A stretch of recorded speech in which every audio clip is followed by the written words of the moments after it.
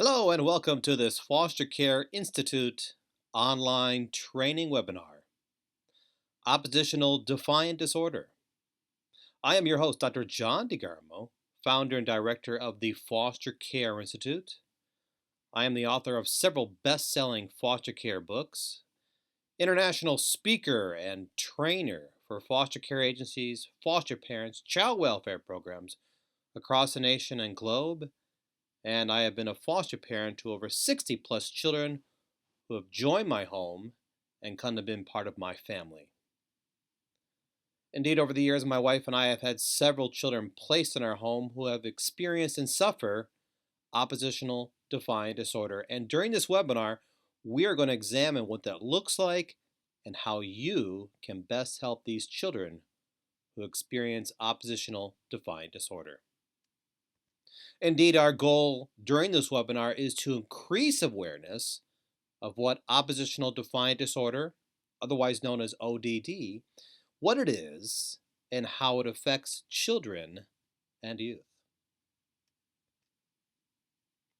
We're going to increase your awareness of what ODD is and gain understanding of what the signs, symptoms, and causes of oppositional defiant disorder look like, as well as strategies to best help these children who experience it.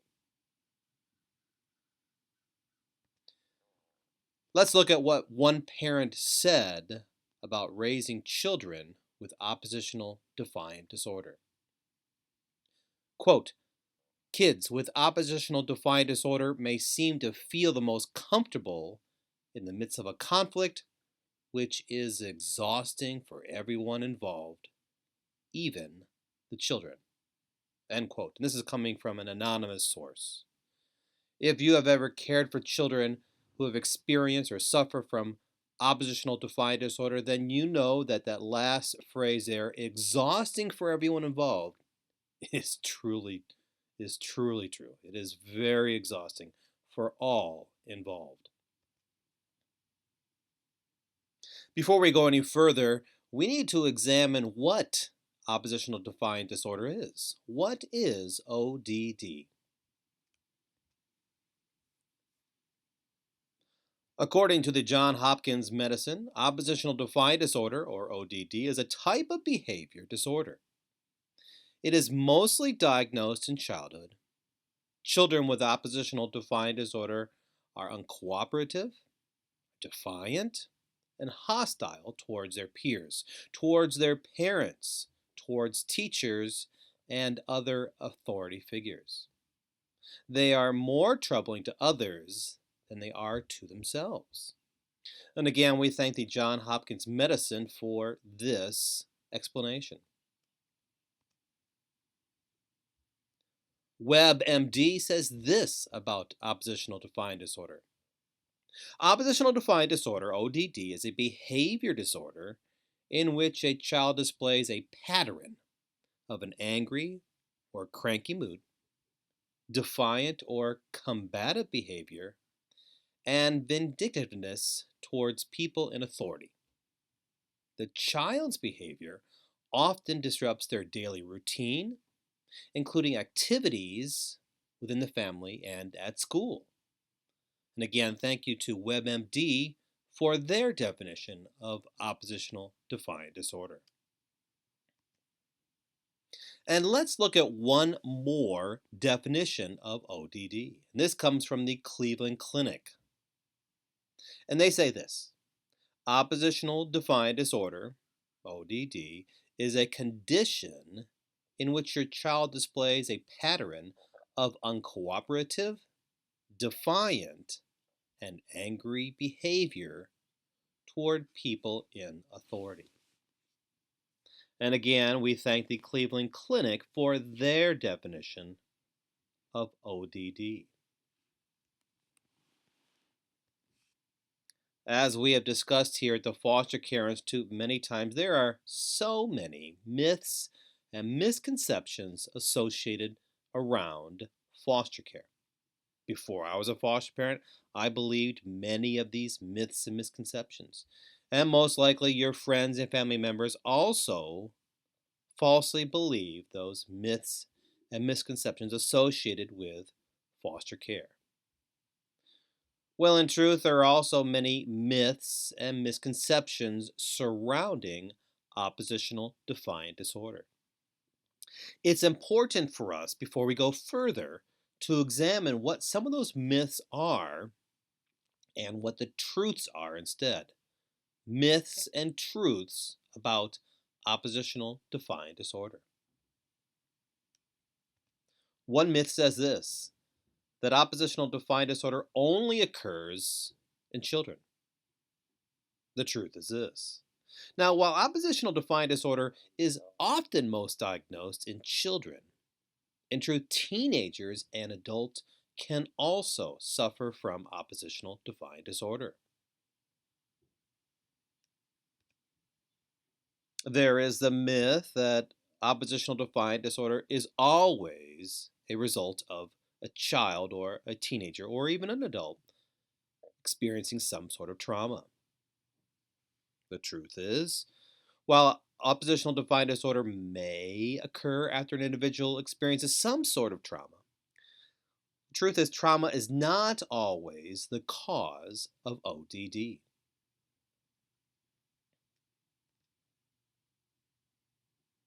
There is the myth that oppositional defiant disorder is a result of what some people may refer to as, quote, bad parenting, unquote. The truth is quite different. Oppositional defiant disorder is often associated with neglect or absentee parenting, yet there are those children who come from loving and caring families and have parents quite involved in their lives. These children may also suffer from oppositional defiant disorder.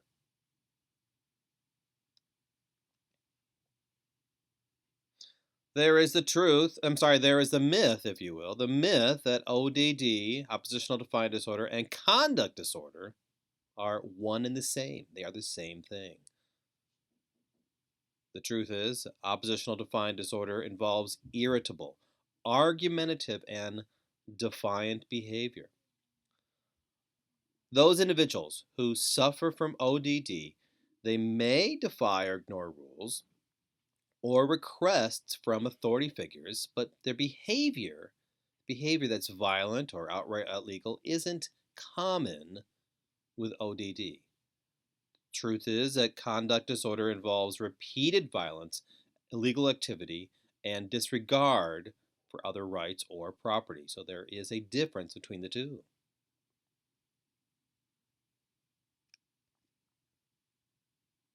There is one myth that suggests that punishment is the most effective way of addressing oppositional defiant disorder and the most effective way of correcting this behavior. Now, the truth is, studies indicate that harsh punishments not only do not help those with ODD, indeed, harsh discipline can be a risk factor for developing oppositional defiant disorder. And the last myth about oppositional defiant disorder is that it is impossible to treat. The truth is that while ODD might be a challenging situation for families, it is quite treatable.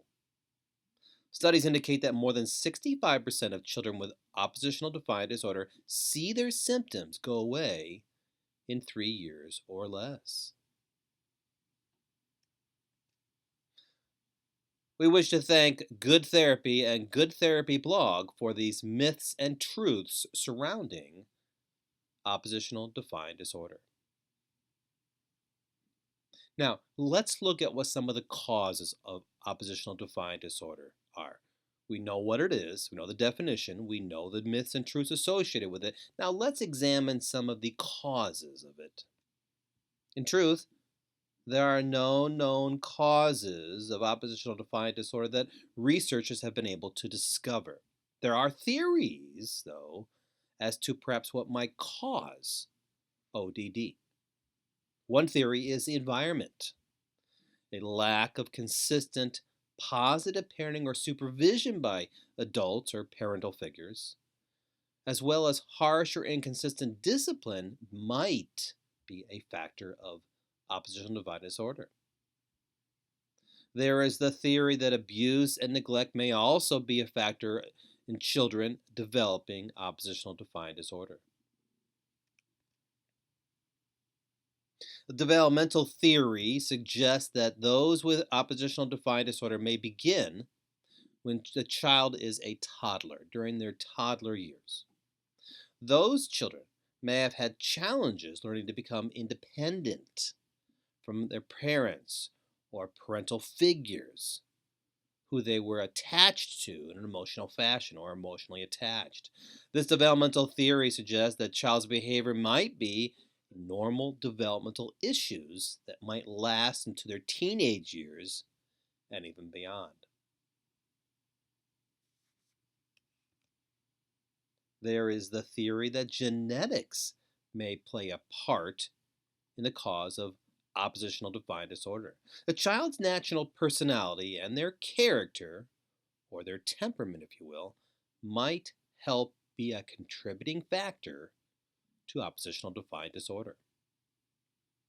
Along with this, or in addition, the way the brain and the nerves functions may also be a contributing factor.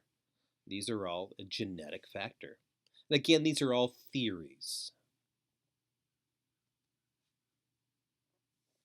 And finally, the learning theory is one that suggests that oppositional defiant disorder might be from learned attitudes. These learned attitudes might result from negative reinforcement methods from parents or parental figures during the child's early years. The child might always get what he wants, or he might receive attention or reaction from others. Now, this use of negative reinforcement is theorized that it can increase oppositional defiant disorder behavior in children. Again, these are all theories. Scientists have not discovered a true cause of oppositional defiant disorder at this time. Let's look at what another parent said about raising a child with oppositional defiant disorder. ODD is not caused by bad parenting. I am not a bad parent.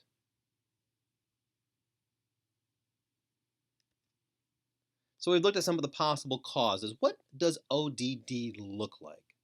If you're raising a child in your home, you may have a child placed in your home who might be exhibiting some signs of oppositional defiant disorder. What might those signs look like? To begin with, signs and symptoms of oppositional defiant disorder, or ODD, often begin during the child's preschool years. Those years between they hit the age of roughly 5 years of age and they enter into preschool. Sometimes, though, the signs and symptoms might happen later. Almost always, signs and symptoms of oppositional defiant disorder, they almost always are seen before the child reaches those teenage years. Some signs of a child who might suffer from oppositional defiant disorder might be a child who is often angry or might have an irritable mood. They might often and quite easily lose their temper. Perhaps a child is frequently touchy and might be easily annoyed by others, their peers, the adults in their lives. The child might be often angry and could be resentful. These are signs the child might be experiencing oppositional defiant disorder. Perhaps a child is argumentative and has a defiant attitude or defiant behavior. These children might often argue with adults or other people in authority, perhaps teachers, perhaps counselors, perhaps therapists, perhaps even foster parents or caseworkers. This argumentative and defiant behavior is often actively uh, shown when the child refuses to follow the adult's requests or their rules. You may have a child placed in your home right now who simply refuses to follow your home rules, your house rules. Child may often be annoyed or might upset people on purpose. He might intentionally go about upsetting or annoying others and might blame others for their own mistakes or their own misbehavior.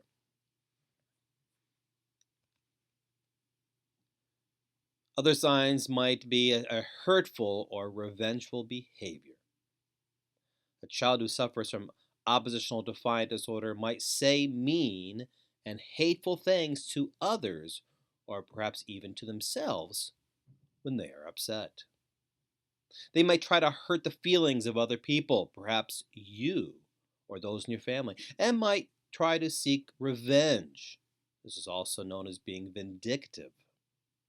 And finally, the child might show vindictive behavior at least twice in the past 6 months. Again, these are possible signs the child might be suffering from oppositional defiant disorder. And we thank the Mayo Clinic for these signs.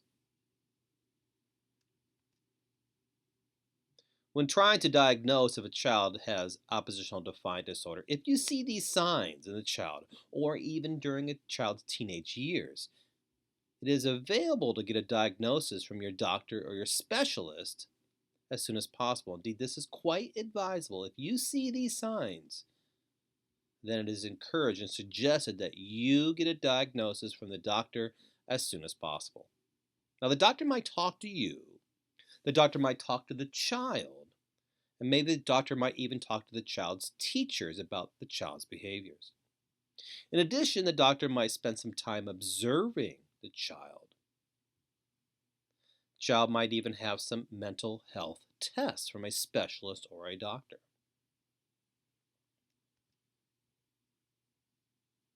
In order for the child to be diagnosed with oppositional defiant disorder, these symptoms of anger, resentment, defiance, revenge, or vindictiveness, whatever it might be, these symptoms must be present for at least 6 months. So if you're seeing a pattern of the child, if you're seeing a pattern of these signs or symptoms over the course of at least 6 months, then again, it is suggested that you go to your doctor. The behavior may be very different from the typical children at this same age, and the developmental level of the child must not be better explained by another disorder or event. So how do we help these children? These children who are suffering from oppositional defiant disorder, and remember, this is exhausting for everybody involved. This anger, this defiance, these outbursts, this vindictiveness, it's exhausting not only for the child, not only for you, but for all in the home. So how do we help? How do we help a child who is experiencing oppositional defiant disorder? Well, children with oppositional defiant disorder are often confrontational. They are often disobedient, and they are often disrespectful. Standard discipline techniques that you might use for your own children or for other children placed in your home. These standard discipline techniques often do not work, or they are often not effective for children who are diagnosed with oppositional defiant disorder. So you need to find different methods. Now, before we go any further, it is critical that you do not take the child's behavior personally. Their anger, their resentment, their defiance, refusing to follow rules.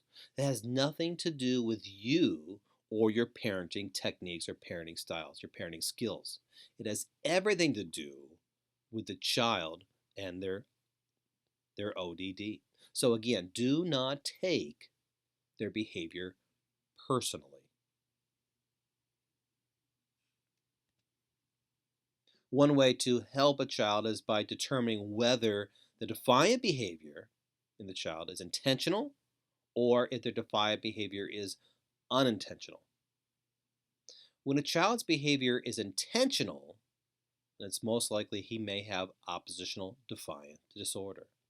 Unintentional behavior is not a sign of oppositional defiant disorder. So it is important that you're able to determine whether they're angry outbursts, they're refusing to follow your rules, their vindictiveness, whatever it might be, that behavior is intentional.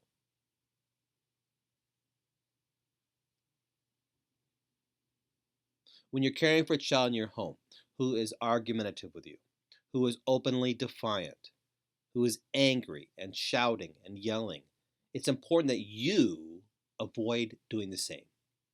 How you respond is important. You do not yell, and you do not be aggressive towards a child. If that child might be yelling at you, it's important that you lower your voice. You lower the tone and intensity of your voice. If possible, come down to the child's eye levels, perhaps sitting down or kneeling down. Come down to their eye level so they can look you eye to eye. If possible, hold hands with the child and use simple words. I see that you're upset. I hear that you are angry. I can see that you're having a difficult time. Again, using simple words, looking them at the eye level, using a very low tone of voice. One way you can help is by, instead of focusing on the child's negative behavior, try to instead reinforce positive behavior instead. Catch them in the act, if you will, of being good. Don't always look for the child to be angry. Don't always look for the child to be defiant. Don't always look for the child to be argumentative. Instead, look for opportunities when the child is doing the right thing, behaving in a positive fashion, and praise them for doing just that. Thank you so much for helping with the kitchen. Hey, thank you so much for keeping your room clean. Hey, I really appreciate you taking care of the clothing. You did such a great job in school today. Thank you so much for feeding the animals. I appreciate you not getting angry about that. Thank you for remaining in control. Thank you for not arguing about that. Thank you so much for doing that right away when I asked you to do that. Again, catch them in the act of being good and praise them for that.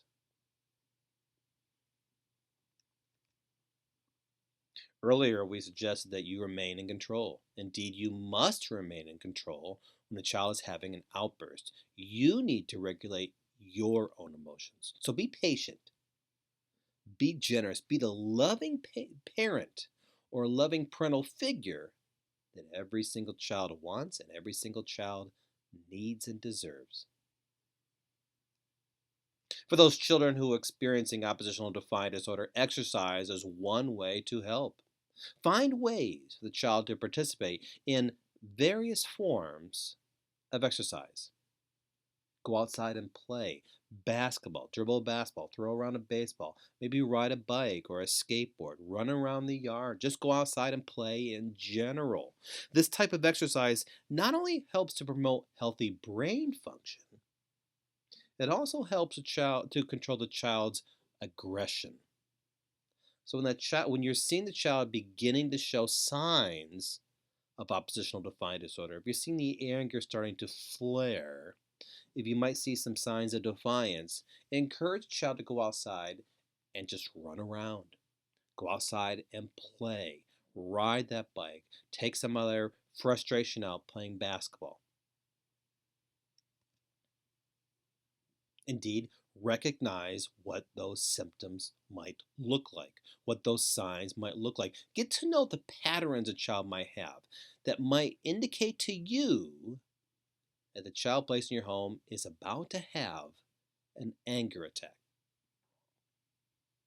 As we suggest here at the Foster Care Institute so many times, and writing the book, The Foster Parenting Manual, documentation is critical when you are a foster parent and caring for children in your home. Documentation, documentation, documentation. Keep proper and regular documentation of the child's behavior, as it may help to identify some triggers as well as suggest effective interventions. And you can use this documentation when you go to see the doctor or therapist, because you've kept a written documentation, a written record, if you will, of signs, what triggers a child. For much more, download the book here at the Foster Care Institute, the Foster Parent Documentation Book. You can download it, print it out, has all the documentation and forms that you need when you're caring for children in foster care, children in crisis.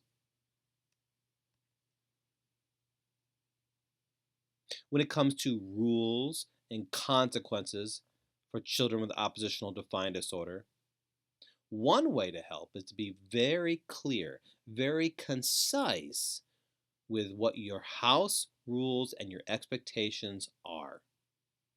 Sit down with a child and talk to them about what your expectations are, what the house rules are, and if they should break those house rules and consequences, they should break those house rules and expectations, what the consequences might be. Explain to them what behavior is expected in the house, what behavior is tolerated in the house, and what behavior and expectations are not tolerated. And also talk to them about any type of consequence that might be a result of the child breaking your house rules. Again, you can document all of this in the book, The Foster Parent Documentation Book. Indeed, you should be doing that. Now, it's also important that you are consistent. You are consistent with your expectations. You are consistent with your house rules. You are consistent with the consequences.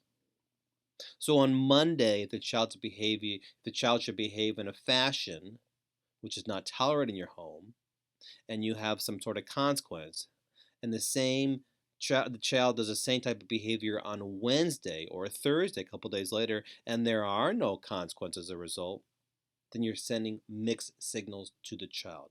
You must be consistent with the consequences in the home. To be sure, there are times where you might be flexible in that, or you might need to adjust that, but you need to be consistent with your house rules and your expectations when you're caring for any children, especially those children who suffer from oppositional defiant disorder.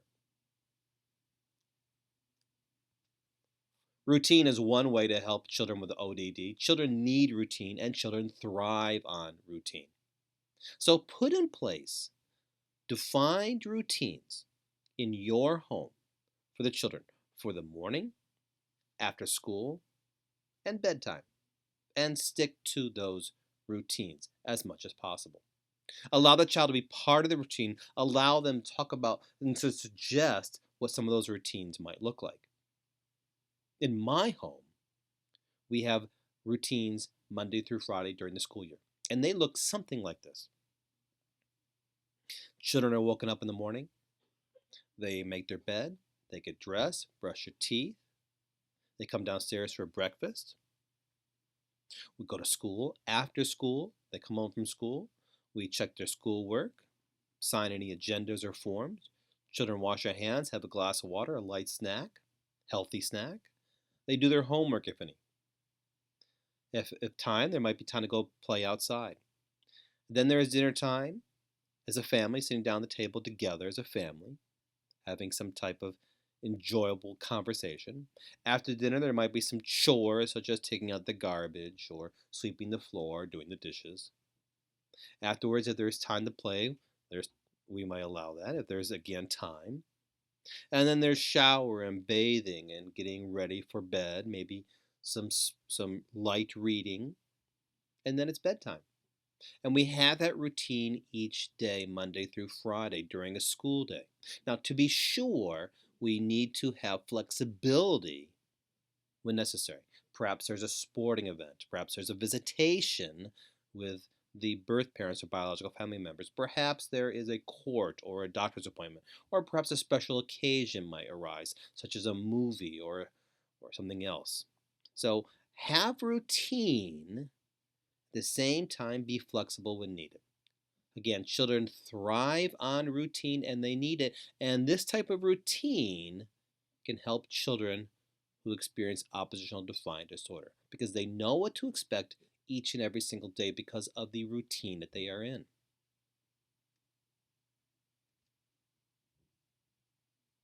You may want to consider some sort of code word when caring for children with oppositional defiant disorder. If you are seeing that they might be having a moment of anger outburst, a moment of defiance, you might see their temper rising, so to speak. Use some sort of predetermined code word. Now, this code word might be one that reminds the child that they need to calm down, so to speak, or they might need to have a moment to to time out, if you will. In addition, the child can use a code word with you to let you know that he's starting to become upset, that he's starting to become angry. And those code words are one that, again, are predetermined. It's a simple word, and it's a word the two of you have discussed beforehand.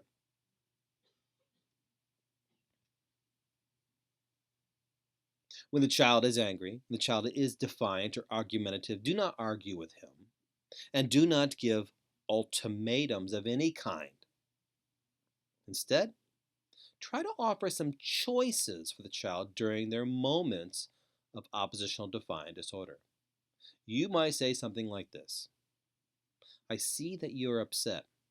You may not yell at me, but you can sit down for 5 minutes at the table with me.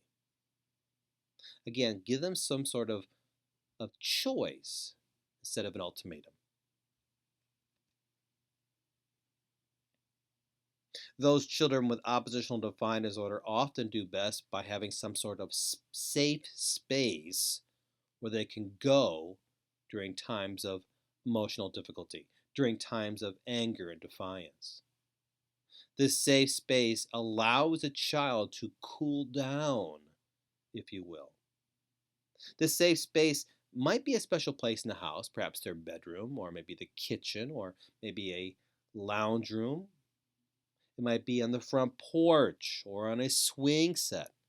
Wherever it might be, make sure the safe space is one that you can observe the child at any given time and monitor the child as well. Again, the safe space, though, is often a place where he can cool down by himself.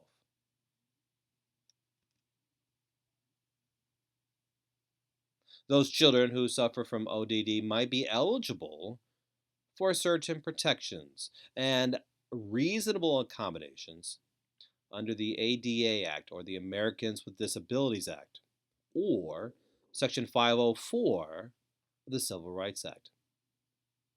To determine if your child is eligible for that, talk to the child's teacher, talk to the child's school principal, and perhaps even the school's counselor about getting more information about special school support services.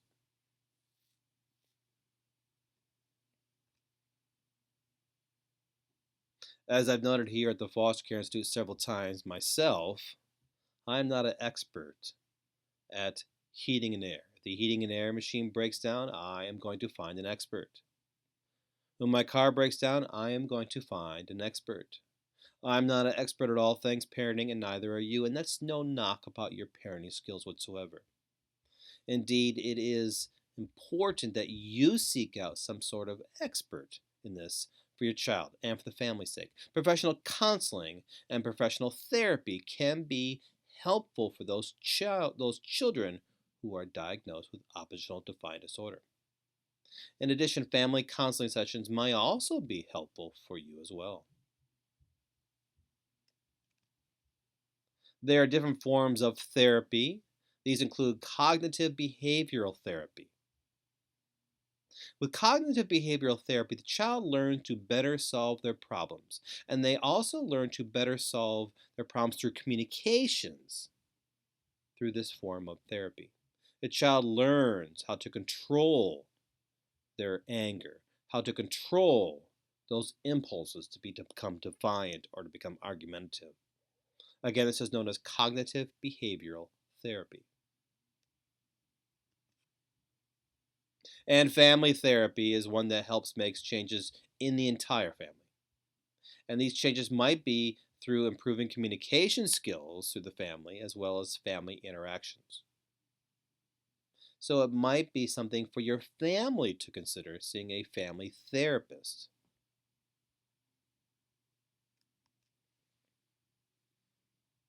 Finally, there might be some times where you may have to consider medications. There are those medications that can be used to treat behavioral concerns. But the real work, though, the real work and the real healing is done through various forms of therapy, not through medication. It is absolutely critical that you consult both the doctor and the caseworker before giving the youth in your home any sort of medication, whether it's medication for oppositional defiant disorder or medication for simply a cold. You must get the permission from the caseworker. And it is absolutely essential that you document, that you properly document any time you give a child any sort of medication. The name of the medication, the dose, how much you gave, the time and the date, and how the child reacted. Again, you can find these medical documentation forms in the book, the Foster Parent Documentation Book, which you can download here at the Foster Care Institute.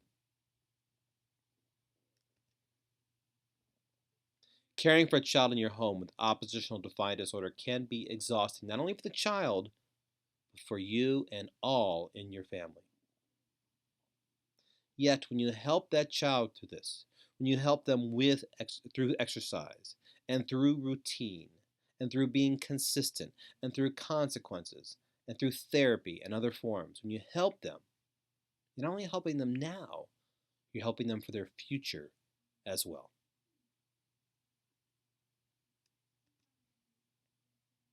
The lifestyle of a foster parent is a unique one. It can be so rewarding. At the same time, it can be exhausting as well. As foster parents, we often look for tips and strategies and solutions and words of inspiration to help us keep us going during those difficult times. One book I suggest to you is the little book of foster care wisdom, 365 Days of Inspiration and Encouragement for Foster Care Families. You can find this best-selling book and other books here at the Foster Care Institute. I'm sure there's a great book that fits your needs right now. Again, you can find all these books at the Foster Care Institute store. If you have questions about this, contact me at email at drjohndegarmo@gmail.com. Follow me at Twitter at Dr. John DeGarmo and at Facebook at Dr. John DeGarmo, the Foster Care Institute. And for so much more, visit our website, drjohndegarmofostercare.com or the Foster Care Institute online. As one who's been a foster parent myself to 60 plus children, I can tell you there have been those times where I have questioned the system. There have been those times where I've been worn down and stressed. There have been those times where I've been filled with anxiety and frustration and even wanted to quit sometimes. At the same time, every child that's come through my home has made me a better person in some way. And I suspect you feel the same way. So I want to thank you not only for watching this webinar and taking the time to watch this webinar, but also want to thank you for making a difference in the life of a child in crisis. You might not believe that you are making a difference. I know that you are. I have no doubt that what you're doing is changing the life of a child for the better. And for that, I thank you. For the Foster Care Institute, I'm Dr. John DeGarmo.